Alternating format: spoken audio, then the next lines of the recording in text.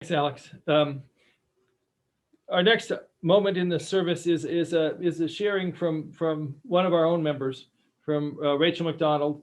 Many of you may not really know Rachel. I want to make sure you know that she is a leader of our Get You Out hikes, the walks that we do on sort of a monthly basis. She's also a member of our Religious Education Committee and is one of the leaders of our Kids Zooms on Sundays during this pandemic time. And when I first got here 2.5 years ago, I invited Rachel to share a talk on one Sunday, and I continue to be interested in her thoughts and her words, and so I'm very pleased that she is joining us again here this Sunday. And her talk, just as the title is, called "Phenomenal Women," and I'll leave it to Rachel to introduce the rest of it. Thank you.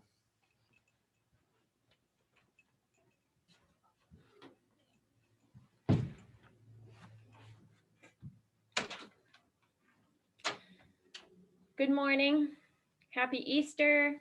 Happy spring equinox. Happy soon to be the new year in Southeast Asia and more. This year, when I think of what we Unitarian Universalists celebrate in the season of rebirth, it could never be clearer to me. We celebrate people. Here and now, during this time of incredible strife of the dual pandemics of COVID-19 and racism, we must look to the light shed by people, especially people who have been fighting for racial justice, for their lives, for the rights of us all. There are people that I think are especially illuminating, and I wanted to celebrate them today by discussing them here with you now. I think we're at a time when women, especially women of color, are leading us toward a more just and compassionate future. Lately, we Americans are incredibly gifted to have women of color leading us. The Black Lives Matter movement has a trifecta of amazing women co-founders. There's Opal Tometi, Patrisse Cullors, and Alicia Garza.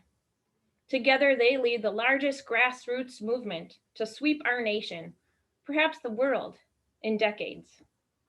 Their collaborative co-founding is a radiant example of women connecting in a brave and innovative way to embolden and empower not only each other in their leadership, but all of those that they fight for. This is the kind of leadership we need more of. Each of these three women leading BLM movement bring with them diverse aspects of human rights activism.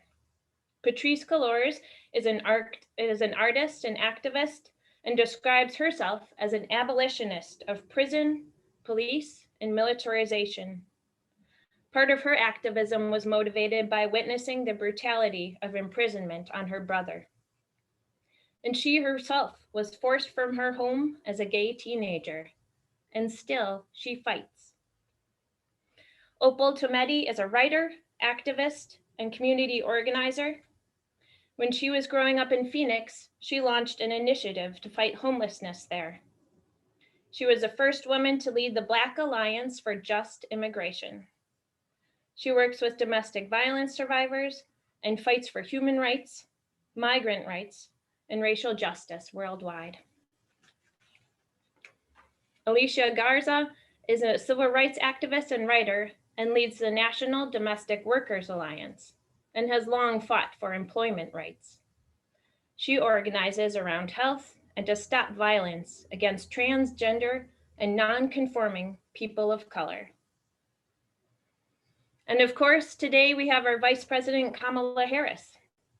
Despite our society's hierarchies of power that so often exclude them, she is a woman of color who is strong, steadfast, an obvious leader with a history of fighting for justice. And the time is ripe to receive women, people like her. We need them, for now is the time of joining. Connecting, creating, healing, nurturing, fighting for those who need our strength. This is women's work. And as you use, we can look toward these women who are leading and building the foundation of a more just world. They are true warriors. Before we talk more about warriors and saints, I'd like to share a brief story about warriors and what that means to me. Last summer, I went on a federal wildfire assignment with an intertribal crew of firefighters in northern Minnesota. Well, have you heard the phrase, hurry up and wait? It's common and commonly practiced on fire assignments, and this one was no exception. But it didn't bother me too much. My crewmates were Ojibwe people. They were passionate about their culture, and lucky me, they loved to talk about it. One is wrapped up in drumming, writing songs, and cultural dance. The other person lives his life harvesting food by the season and practicing his treaty rights. And I was excited to soak it all up, learn, and ask questions. Anyway, in one discussion, my crewmate was suddenly speaking about warriors and their relationship to pain. He told me, women bear much of the people's pain through childbirth, and warriors, like us, work to deflect the pain or meet it head on so that it can't reach the others, the people. This simple teaching opened up a completely new understanding for me. This vision shared with me an identified, tangible pain, and it was called the pain. It wasn't my pain or your pain, but something that's available to everyone. We know and see this pain, the pain in the world today. And some people acknowledge their role to meet it, especially in order to help and protect others. This is my new understanding of a true warrior. There are so many warriors around us that have been fighting and are fighting for racial justice and human rights. But we can't talk of warriors or modern saints without highlighting the late statesman John Lewis. People familiar with his work say he was the embodiment of the credo, love your neighbor as yourself. In fact, he was pretty good at loving his enemy in this way. He made good trouble with the practice freedom and democracy for all people. His foundational work in the civil rights movement and continued fighting for human rights through his political career was testament to the undying hope and crystal clear vision that he brought to a working, active democracy to serve all people. When I listen to other warriors for justice today, especially Black, Indigenous, people of color, and I hear their voices, I notice they are tired. They have been fighting a long time. It is time, and we all know this, that the fight for racial justice needs more allies than ever. The warriors need reinforcements. And we know that it is our task as a loving, inclusive community to take up this fight. Let's face it, this fight for racial justice can at times seem far away from us. Many of us in this community are white, college educated, and upper and middle class people living in rural America. And we can pretend that this is not our fight. But I challenge us to embrace it and to see our role clearly. As another great activist and writer, Audre Lorde, said, we know we do not have to become copies of each other to be able to work together. We know that when we join hands across the table of our difference, our diversity gives us great power. When we can arm ourselves with the strength and vision from all of our diverse communities, then we will in truth all be free at last. As Unitarian Universalists, we know that a community that embraces differences can lead to liberation. Audre Lorde's words 4 decades ago are still guiding us. Divide and conquer in our world must become define and empower, she said. She advocated a collective identity of the self that identifies and celebrates all the parts of oneself equally. She's basically the grandmother of today's popular term, intersectionality. As a Black lesbian, mother, and famous feminist, she recognized all of her identities and fought against white feminists of her time, urging women and society to be colorblind. She instead urges us to practice this psychology of collective identities. Audre Lorde teaches us to recognize and identify the many diverse aspects of ourselves so that we can identify and respect them in others and build bridges. Then we can practice respect, tolerance, and empathy when we meet our fellow multi-layered, many-identitied neighbors. And we can lend our strength while respecting differences.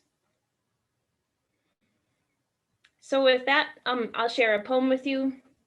It's called Phenomenal Woman, and for this poem, I named the talk today in reference to it and to celebrate the people that it speaks of. Maya Angelou wrote it, another writer, artist, activist, and incredibly strong woman of power. I love this poem because it is the proud, full, and brave voice that I hear in women of color leading us today. I hear her voice challenging us, especially us women, to maximize our very natural capacity for humongous compassion and strength. Because goodness knows the world needs it today.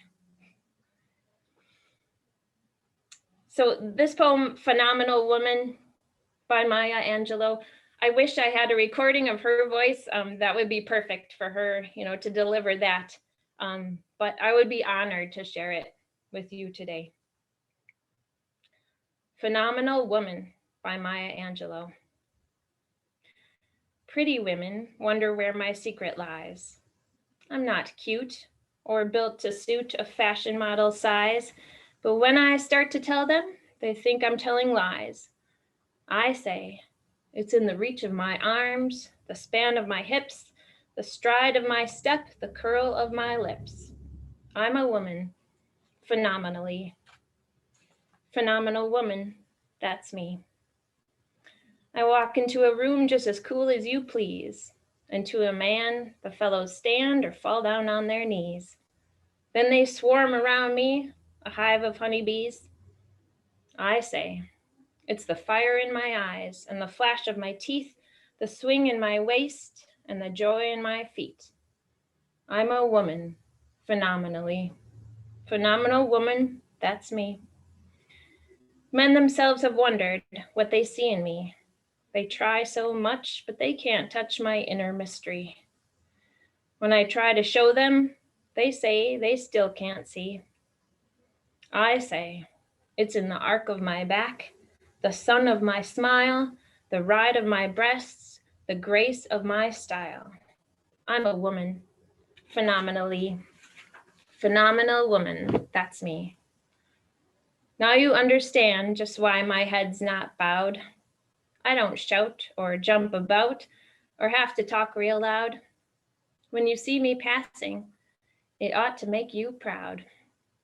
I say, it's in the click of my heels, the bend of my hair, the palm of my hand, the need for my care. 'Cause I'm a woman, phenomenally. Phenomenal woman, that's me. Thank you.